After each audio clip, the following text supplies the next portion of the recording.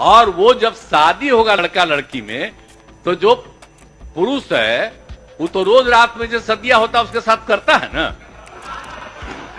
तो उसी में और पैदा हो जाता है। और लड़की पढ़ लेती है तो मालूम था कि वो करेगा ठीक है, लेकिन अंतिम में भीतर मत घुसाओ, उसको बाहर कर दो, पता तो है। तो उसी में अब समझ लीजिए संख्या घट रही है। जी हां दोस्तों, बिहार पर बोझ बनते जा रहे हैं सीएम नीतीश। देखने लगा है उम्र का असर। बेटे निशांत को भी फंसा के रख दिया है। आने वाला है तेजस्वी युग, हो गई शुरुआत। आपको बताएंगे कैसे नीतीश कुमार थक चुके हैं और कैसे बिहार पर बोझ बनते जा रहे हैं नीतीश। अब द राजनीति बिहार का खास सेगमेंट देख रहे हैं, मैं हूं आपके साथ यासूब रजा। दोस्तों, बिहार की राजनीति में एक सवाल पिछले कुछ सालों से लगातार हवा में तैर रहा है। क्या मुख्यमंत्री नीतीश कुमार पहले जैसे सक्रिय नहीं है? क्या पहले जैसे उन्हें माना जाता था राजनीति के लिए पल भर 1 मिनट में फैसला लेते थे? क्या उनकी ऊर्जा पहले जैसी नहीं रही, जैसे वो दिखने की कोशिश करते हैं? दोस्तों, नेता प्रतिपक्ष तेजस्वी यादव लगातार ये कह रहे हैं कि मुख्यमंत्री का दिमाग अब काम नहीं कर रहा, अस्वस्थ है बिहार का मुखिया। आरजेडी के बहुत सारे नेताओं ने उन्हें बीमार, लाचार और यहां तक जिंदा लाश कह दिया है। तो सवाल तो है कि दिखाने की कोशिश कर रहे हैं कि मैं बिल्कुल स्वस्थ हूं, लेकिन हकीकत क्या है? आखिर नीतीश कुमार के अंदर वो कौन सा बदलाव देखा जा रहा है जिस वजह से यह कहा जा सकता है कि अब थक गए हैं साहब, सुशासन बाबू को अब रिटायर हो जाना चाहिए? और कैसे निशांत कुमार को भी फंसा के रख दिया है। दोस्तों, सेक्रेटरिएट से लेकर सड़क तक, निरीक्षण से लेकर समीक्षा बैठकों तक, विधानसभा से लेकर जनसभाओं तक, सड़क से सदन तक, मुख्यमंत्री नीतीश कुमार खुद को पूरी तरह सक्रिय दिखा रहे हैं। राज्य भर के दौरे, अभी एक यात्रा उनकी खत्म हुई, योजनाओं की समीक्षा कर रहे हैं, अधिकारियों के साथ मैराथन बैठक कर रहे हैं। बाहरी तस्वीर यह कहती है कि मुख्यमंत्री एनर्जी में, अभी भी ऊर्जा उनके अंदर है, अभी भी जैसे 90 के दशक में थे, 2005 में थे, अभी भी वैसे ही हैं। लेकिन तस्वीर का दूसरा रुख यह है दोस्तों कि पिछले 5 साल से बिहार की राजनीति में यह सवाल लगातार उठ रहा है, क्या नीतीश कुमार पहले जैसे तेज तरार, फुर्ती वाले, फौरी फैसला लेने वाले नेता नहीं रहे? क्या अब नीतीश कुमार से फैसला नहीं हो पा रहा है? और आखिर ऐसा क्यों कहा जा रहा है? दोस्तों, 2025 के विधानसभा चुनाव में एनडीए को भारी बहुमत मिला। जेडीयू 2020 की 43 सीटों से बढ़कर 84 सीटों पर पहुंच गई। राजनीतिक विश्लेषकों का मानना है कि यह समय था जब नीतीश कुमार अपने कुनबे का विस्तार करते, अपने संगठन को मजबूत करते। चूंकि डाउनफॉल के बाद सीधे पैरामीटर देखिए कितना गिरावट से चढ़ाई हुई है, नीचे से ऊपर। महागठबंधन के और भी जो विधायक, जिन्हें बार बार कहा गया कि तोड़ने की कोशिश हो रही है, एमआईएम और बसपा, एमआईएम के 5 विधायक बसपा के 1 विधायक को खरीद लेंगे, ले आएंगे, शुरुआती संकेत भी मिले। आरजेडी के 17-18 विधायकों के टूटने का ढिंढोरा पीटने लगे। कद्दावर नेता सामने आके कहने लगे। खुद भाजपा के रामकृपाल यादव ने भी कहा कि आने वाले हैं। इधर जेडीयू के बहुत सारे नेता, नीरज कुमार जैसे, ये दावा कि भाई हमने आरजेडी के विधायकों को लाने का प्लान कर लिया, कांग्रेस के विधायक हमारे टच में हैं। जेडीयू या एनडीए की अन्य पार्टी में, महागठबंधन की पार्टियों का एक भी विधायक अभी तक शामिल नहीं हो पाया। यानी सिर्फ वो हवाई थी, आने वाले। नीतीश कुमार के दल में भी आने की नहीं आया कोई।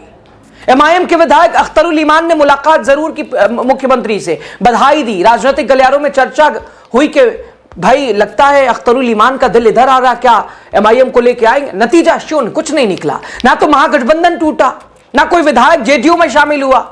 सवाल उठा, क्या मुख्यमंत्री विस्तार नहीं चाहते हैं? क्या संगठन को ऐसे ही छोड़ दिया है? लगातार ललन सिंह कुछ भी कहते रहते हैं, इधर संजय झा, उनकी महत्वाकांक्षाएं अलग हैं। नीतीश कुमार कहां खड़े हैं? और जो लोग कह रहे हैं कि संगठन नीतीश का कमजोर हो रहा है, बेटे को क्यों नहीं ला रहे, बेटे वाला फैसला क्यों रुका हुआ है? दोस्तों, राजनीति में नीतीश कुमार को मास्टर स्ट्रेटेजिस्ट कहा जाता है, चाणक्य कहा जाता है। 2017 में उन्होंने कांग्रेस के बड़े चेहरों को अपने साथ लाकर राजनीतिक समीकरण बदल दिए थे। बसपा और एलजेपी के विधायकों को भी अपने पाले में कर लिया था और पल भर में इधर से उधर कब फैसला करना है, इससे अंदाजा इसी से लगा सकते हैं। उद्योग मंत्री शहनवाज हुसैन दिल्ली से चले मंत्री थे, बिहार पहुंचे, सरकार बदल गई, ऐसा फैसला था नीतीश कुमार का। लेकिन आज हर फैसलों में ताखीर क्यों? 2014 में लोकसभा में सिर्फ 2 सीटों पर सिमटने के बावजूद 2019 में बीजेपी के बराबर सीट ले ली। 2020 तक विधानसभा में भाजपा से अधिक सीटें जेडीयू के पास थी, यानी नंबर 1 बने रहने की उनकी रणनीति साफ दिखती थी।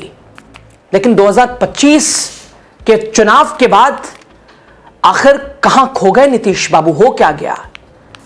क्या दिन ढल गया है, ढलान की तरफ बढ़ रहे?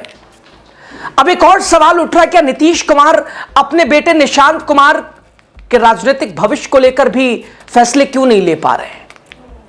पिछले 1 साल से चर्चा है, आए दिन चर्चा होती रहती है, चुनाव के दौरान, चुनाव के बीच, चुनाव के बाद निशांत आने वाले हैं, कब आएंगे? जेडीयू के कई बड़े नेताओं ने सार्वजनिक इच्छा जताई, लेकिन मुख्यमंत्री की ओर से ना ही कोई हां ना ही कोई ना।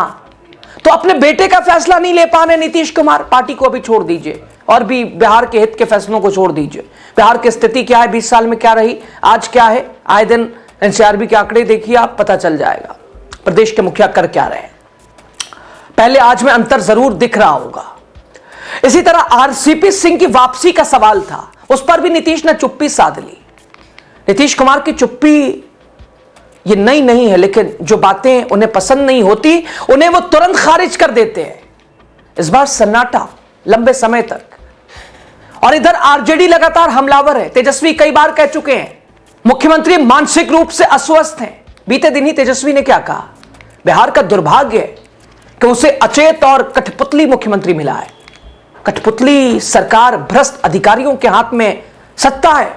अलबत्ता दोस्तों, विपक्ष अब उनके बारे में अपनी धारणा पर कायम है कि नीतीश कुमार का दिमाग काम नहीं कर रहा है, वो बिहार पर बोझ बन गए। भाई वीरेंद्र ने सदन में क्या कहा, अरे दवाई खाइए, दवाई टाइम पर नहीं खाते, भूल जाते हैं। नहीं सर ये हम लोग के सामने आपे ने लिए हैं सर, आपे ने दिए हैं। ये कपड़ा तो आप ही दिए हैं, पिछले बार भी आपने दिया था, पिछले बार भी तो आप दिए थे। आप ही पिछले बार दिए थे तो मैं पहना हूं। आप छोटे भाई को देकर भूल जाते हैं। इसीलिए मैं कहता हूं कि समय पर दवा खाना चाहिए, नहीं खाइएगा तो ऐसे ही भुलाते रहिएगा। आप खाते हैं? मैं कहता हूं सर, ये आपने दिया है, हमने पहना है। आप बड़े भाई हैं, मैं छोटा भाई हूं। ये आर्सेनिक मामला है, बहुत गंभीर मामला। दोस्तों, आरजेडी के लोग नीतीश कुमार को बीमार, लाचार, अब तो जिंदा लाश भी कहने लगे हैं। दोस्तों, नीतीश कुमार भारतीय राजनीति के सबसे अनुभवी नेताओं में गिने जाते हैं, इसमें कोई शक नहीं। करीब 5 दशक का राजनीतिक सफर है। 10 बार तो मुख्यमंत्री रह गए, शपथ ले ली, केंद्र में मंत्री, रेल मंत्री भी रहे। और क्या समय था, नैतिकता के आधार पर फटाक से फैसला, दुर्घटना हुई, इस्तीफा, कोई मतलब नहीं है। उनकी प्रशासनिक पकड़ का, दोस्तों नीतीश कुमार की पकड़ को, उनके अनुभव को विरोधी भी उनके कायल हैं। लेकिन राजनीति में धारणा भी बड़ी चीज होती है। जब बार बार एक ही वाक्य दोहराया जाए, 2005 के पहले कुछ था, ये नीतीश कुमार कई बार बोल चुके हैं, तो सवाल उठता है क्या विकास का नैरेटिव अब ठहर गया है? जेडीयू और एनडीए का कहना है कि मुख्यमंत्री रोजाना 12 से 14 घंटे काम करते हैं, राज्य भर में योजनाओं का निरीक्षण करते हैं, अधिकारियों से बैठकें करते हैं, विकास की गति बरकरार है, बिहार बदल रहा है।